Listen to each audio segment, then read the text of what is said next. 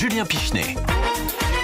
Avec Jean-Jacques Hano qui est présent avec nous dans le studio Coluche pour cette deuxième heure du Club de l'été. Nous allons dans un instant revenir sur ces feux de forêt qui ont marqué l'actualité lors de cet été 2026.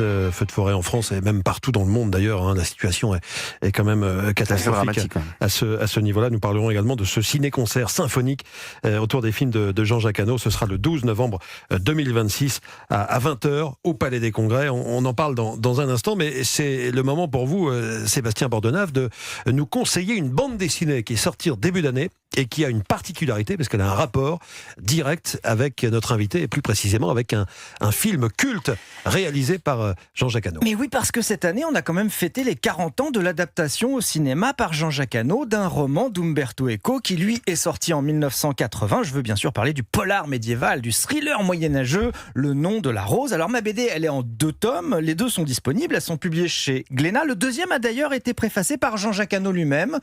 Voilà, Jean-Jacques acquiesce. Il a l'air au courant. Il est d'accord. C'est donc Le nom de la rose en bande dessinée et succédé à Umberto Eco et à Jean-Jacques Hano. Fallait pas se planter. C'est pourquoi les ayants droit d'Umberto Eco ont fait appel à ce qui se fait de mieux en BD. Un nom mythique, un dessinateur scénariste qui a bossé avec les plus grands, Hugo Pratt, Fellini. Je veux parler de Milo Manara. Manara, italien, 81 ans, qui s'est fait un nom dans les années 80, dans la BD, on va dire, à tendance polissonne, mais ça serait réducteur de dire cela et de le cantonner à ce registre, car il a dessiné aussi les bios en BD des Borgia, du Caravage, et donc là, Le nom de la rose. Alors j'ai rencontré, avec adoration et fébrilité, Milo Manara à Paris pour la matinale d'Europe 1, et sachant que vous étiez là, Jean-Jacques Hano, j'ai réécouté tout l'enregistrement que j'avais fait avec lui. Écoutez, il parle de vous.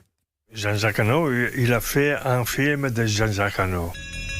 Pour être fidèle à l'histoire, moi je n'avais pas à disposition Umberto Eco comme il a eu Jean-Jacques Hano. Pour moi c'est la Bible, le texte d'Umberto Eco. Quand on doit résumer la Bible, c'est pas quand même facile.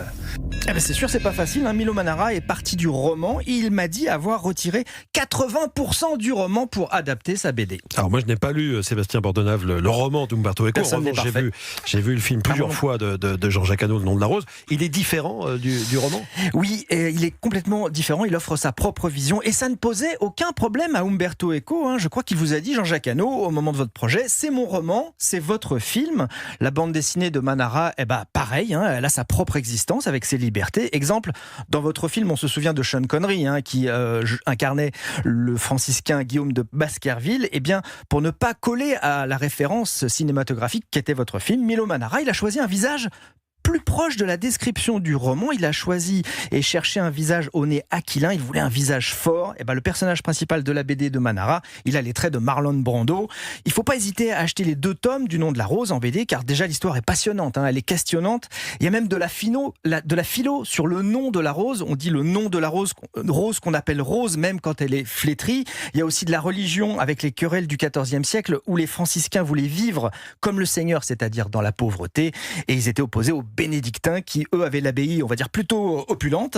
Un livre qui parle de livres, qui ouvre des portes. D'ailleurs, petite anecdote, Stefano Eco, le fils de Umberto Eco, a lui-même un fils qui ne voulait pas du tout lire le roman de Umberto Eco. Il fait 640 pages quand même, donc il faut prévoir. Dites pas ça, Julien, vous l'avez pas lu.